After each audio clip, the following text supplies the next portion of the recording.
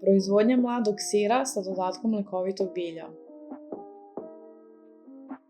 Proces proizvodnje obuhvata pripremu mleka, dodavanje sirila, pocirivanje odnosno koagulaciju belančevina mleka, rezanje gruša, izdvajanje surutke ceđenjem, dodavanje lekovitog bilja i kuhinjske soli, presovanje sira i zrenje sira.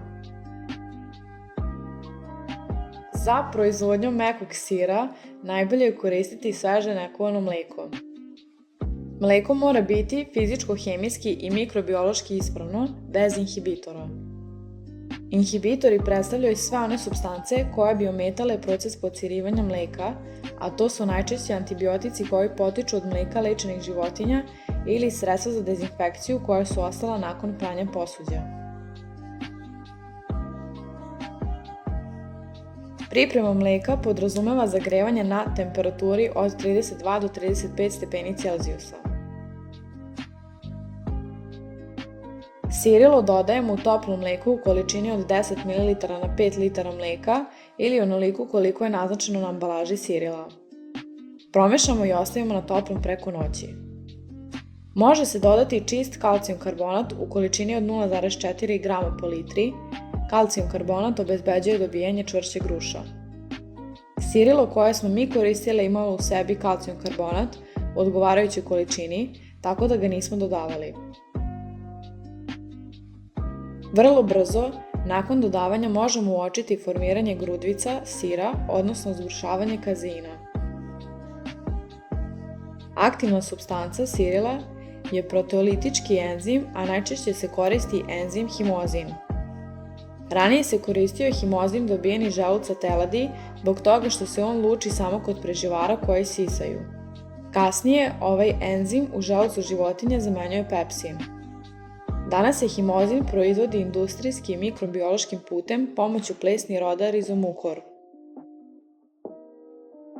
Dodavanjem sirila u mleko dolazi do koagulacije belančevina mleka kazeina.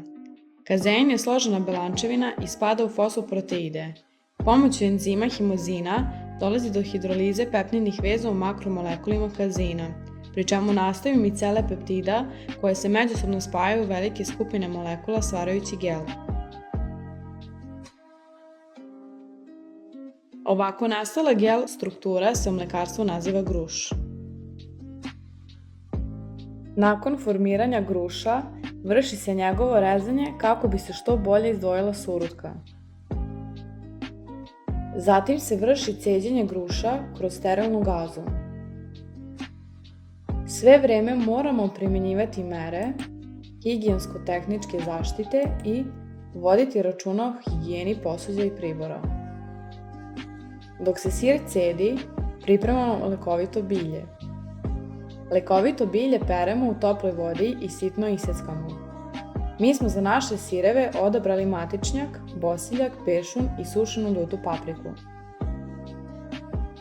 Sir prebacujemo u čiste posude, dodajemo kuhinsku so, po ukusu i pripremljeno lekovito bilje.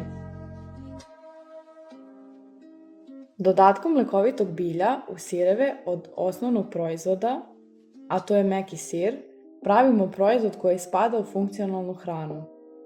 Funkcionalna hrana je ona vrsta hrane koja pruža veću dobrobit za zdravlje nego osnovna hrana. Matičnjak deluje umirujuće na organizam, a takođe pomaže varenju i smanjuje nadimanje. Peršun, poznato je da čaj od peršuna dobar kod lečenja mokraćnih puteva, ali svež list peršuna je bogat vitaminom C i pomaže varenju. Bosiljak se takođe koristi kod problema sa varenjem. Ovo lekovito svojstvo nam je bilo posebno interesantno jer sirevi kod nekih ljudi dovode do nadimanja i problema sa varenjem. Pa je jedna od ideja bila da dodavanjem ovih biljaka pokušamo da uklonimo tegobe kod tih ljudi. Ljute papričice sadrže supstancu kapsaicin koju joj daje ljutinu. Osim ljutine, kapsaicin ima i lekovita svojstva. Povoljno deluje na kardiovaskularni sistem, funkciju jetre i ubrzava metabolizam. Nakon dodatka lekovitog bilja, sir smo stavili u pripremljene kalupe, odnosno plastične posude, sa otvorima kako bi surutka mogla da otiče. Prekrili smo sir gazom i pritisli. Sir smo ostavili na sobnoj temperaturi preko noći kako bi otpočeli biohemijski proces zrenja sira. Ujutru smo sir izvadili iz gaze, ostavili u sopstvenoj surutki i premestili u frižider u kome je dozrevao još 5 dana. Na taj način smo dobili meki poluzreli sir sa lekovitim biljem. Nakon zrenja, sir smo isekli i poslužili na hleba od rogača. Obeležavanje dana zdrave hrane u našoj školi smo iskoristili za prezentaciju našeg proizvoda.